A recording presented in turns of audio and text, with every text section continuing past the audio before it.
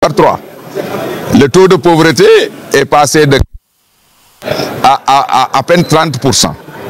Donc, en dépit de tout, en fait, il y a des trucs. Et le Sénégal, aujourd'hui, au plan des infrastructures, au plan de l'énergie, qui étaient nos contraintes, de l'agriculture, et que c'est encore, même sur le plan social, avec les bourses de sécurité familiale, la carte d'égalité des chances, etc., l'épicerie et tout ça. En vérité, il y a de grands bons qui ont été observés partout. Mais maintenant, les valeurs ou la culture, ça peut accélérer ou décélérer ou même bloquer le développement.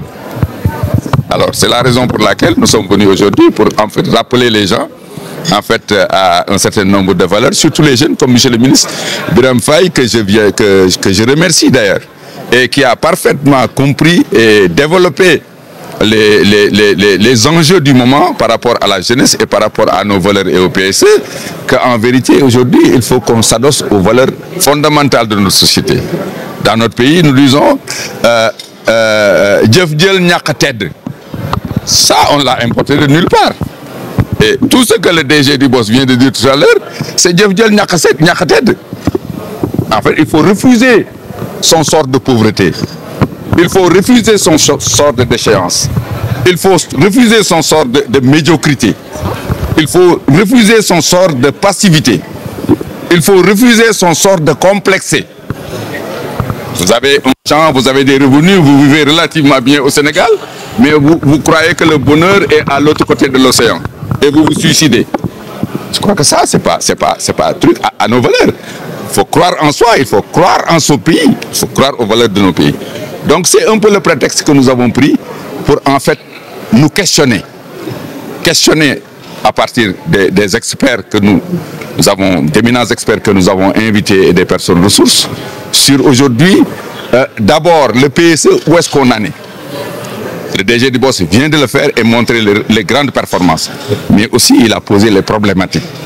Et la grande problématique, c'est la culture du travail, le culte même du travail. Et surtout du travail bien fait. Le refus du sort de sous-hommes. Le refus du sort de la pauvreté. Le refus du sort de la violence. Le refus du sort du complexé. Et il y en a d'autres, il y en a d'autres et il y en a d'autres. Maintenant, à travers le panel qu'on va faire, valeurs et contre-valeurs, on va essayer de voir où est-ce qu'on en est. Et on a d'éminents experts. L'après-midi, on va faire tout de suite le panel sur le rôle des langues nationales dans tout cela. Parce que aussi, quand à peine 10 ou 15 ou 20% de la population parle le français et que les 80% ne parlent pas le français, il y a un problème. Comment pouvons-nous nous appuyer sur nos langues nationales pour accélérer le processus de développement à travers le PSE? Enfin, nous avons la thématique sur jeunesse, réseaux sociaux, religion, valeurs, croyances. Et là aussi, il y a même des jeunes qui sont conviés, un activiste, il y a une jeune fille qui vont participer en fait à ce panel pour un peu voir les réseaux sociaux, comment on peut les utiliser positivement pour développer nos pays et comment on peut combattre aujourd'hui les dérives des réseaux sociaux qui risquent, peut-être qui menacent le développement, la stabilité et la sécurité de notre pays. Donc voilà un peu les thématiques et nous avons invité d'éminents experts et des personnes ressources et nous allons à l'issue de nos travaux d'abord qui vont être complètement filmés et on va essayer au besoin même de faire des capsules qui seront diffusées dans les différentes télévisions sur un peu la question des valeurs et surtout relativement à la jeunesse. Enfin, nous voulons publier un livre un peu sur PSE et valeurs.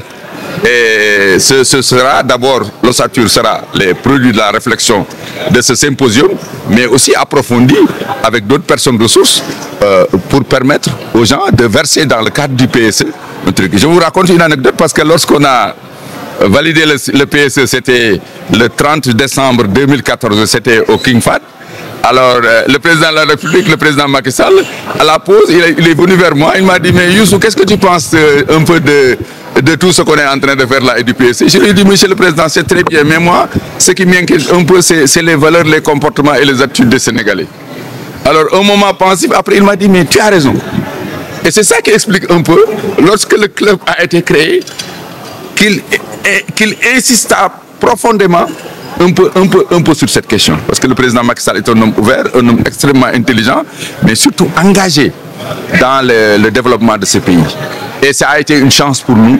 C'est pourquoi j'ai dit dans mon discours que la question de la continuité ou non du PSE est un faux débat.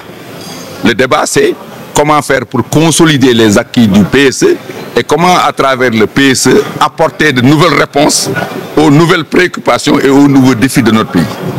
Et ce séminaire, ce symposium contribue peu ou prou un peu à cette réponse. Voilà. Et pour terminer, je voudrais aussi remercier le ministre Aliou Sow. Parce que tout ça a été possible, c'est parce que nous avons eu son oreille attentive et nous avons eu sa vigilance et son intelligence.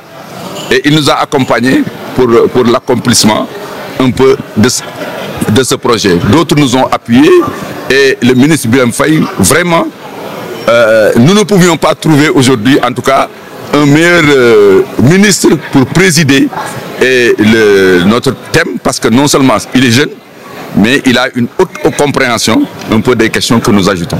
Donc vraiment, je voudrais vraiment, au nom du Club Sénégal Émergent, le remercier. Je n'oublie pas le DG du BOSS, qui vraiment nous a montré non seulement qu'il maîtrise son sujet, mais aussi qu'il est en train de répondre aux questionnements que le PSE, dans sa mise en œuvre, pose, mais aussi que notre société, dans sa situation actuelle, appelle en termes de solutions. C'est très waaw solo si moom mooy xam nga réew Sénégal moom dafa nekk réew boo xam ne réew ngor la, réew gëm la, mais surtout réew jàmm la, réew liggéey la, réew ñàkk tedd, voilà, réew liggéey la, réew dimbalante la, réew jàppante. Et dañu gis nag bi président Macky Sall sumbee PSE ba léegi réew mi yokk na macha allah. DG Boss wax na ko léegi, nee na réew mi ci wàllu boo jëlee revenu par tête nga xam ne moom la ñuy natte am koom-koomu réew yokku na téeméer boo jël ñaar fukki poñ ak ñaar. Nee na investissement yi maanaam xaalis bi ñuy jël di ko dugal ci réew mi pour mu jur ay liggéey, jur alal ak yu mel noonu yokku na ñetti yoon. Nee na ñàkk ci réew mi bi président Macky Sall jëlee réew mi ba léegi bi mu jëlee réew mi ba léegi loolu nu mu tuddati ñàkk téeméeri sénégalais yi boo jël bi muy jël réew mi ñeent fukk ak ñaar ñoo doon ñu ñàkk. léegi ñooñu ñàkk daanaka mi ngi ci toll ci fanweer. wax na ni budget bi 2500 milliards la woon tey jii budget boobu mi ngi ci plus de 7000 milliards kon xam nga réew moomu mi ngi jëm kanam ci fépp. Émergence boo ko xoolee gis ko, boo ko lambee daj ko, wante nag yokku jéego dafa baax, gën a soññ sa bopp ci lu baax dafa baax. moo waral nag yi ñu gis ci réew mi mu mel na lu mel na fitna, ñu koy wax violence, muy ci kàddu, muy ci internet bi, muy ci Facebook bi, muy ci politique bi, yamul sax ci kàddu, fekk alalu jàmbur nga jël toj, yàq, rey ay nit, taal ay nit ak yu mel noonu, yooyu du loo xam ni Sénégal yelloo na ko. beneen bi mooy ay gune yoo xam ni xëy na li ñu am ci réew mi mel na ni doyu leen ñu jël géej gi, ñenn ñi sax amoon nañ liggéey te fa ñuy dem ñun ñii xam nañ ni lañ fay wuti nekku fa. mu jaral leen ñu dee ci géej gi léeg-léeg mu mel na seen ay waajur ak société bi sax dafa xaw ànd ak ñoom ci yenn yi.